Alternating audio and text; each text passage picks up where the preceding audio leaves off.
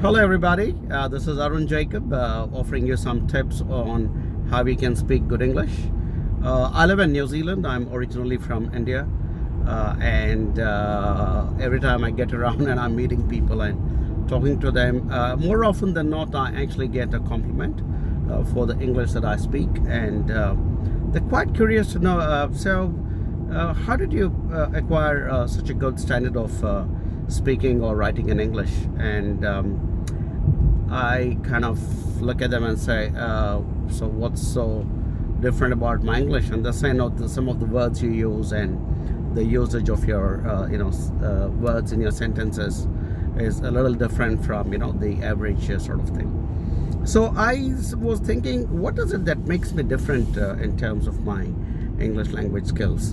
And I'm no different from any average Indian student back in the 70s and 80s when I was in school, and then I went to college and stuff. I was really no different from many of my other friends who could also speak exceedingly good English and stuff like that. But I think the one aspect that set me apart from my friends, especially in terms of the usage of good words and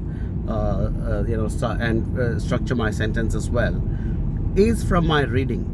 From a very young age, I have been a very passionate reader of books, and I would not go to sleep till I finished at least one famous five for the day, or one secret seven for the day, or one three investigators for the day. And as you keep reading these books, and there are words which you were not familiar with, growing up in India.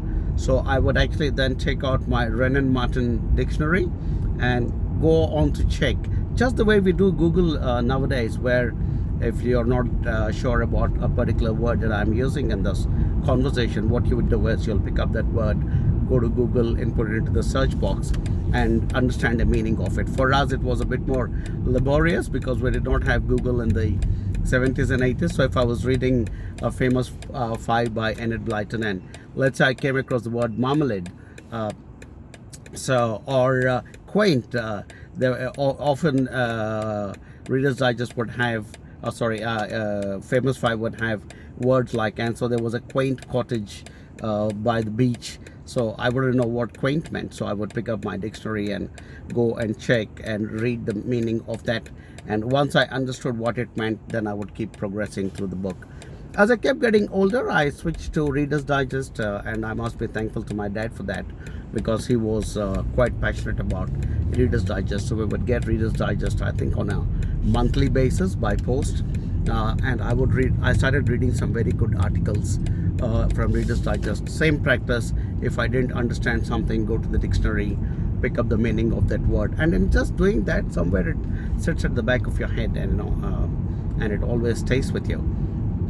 And so I'd say that is the main secret to my English skills, where I tend to use words more than the average user of English.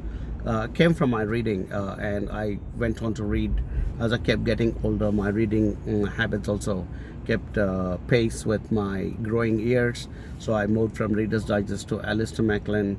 Then I went into the Sidney Sheldons and the Robert Ludlums and those sorts of authors. And that's I think what got embedded into me at a young age, from around 9 or 10 years of age, and it has just been a constant passion.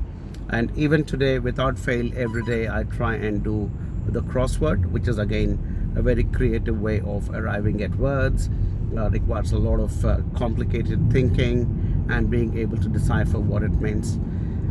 All put together, I think it helped me to reach a good standard of English, and I'm very thankful for it, because it helps me in my spoken language, it helps me in my written communication, especially as an immigration professional, where I am pleading the case of my clients with immigration officers.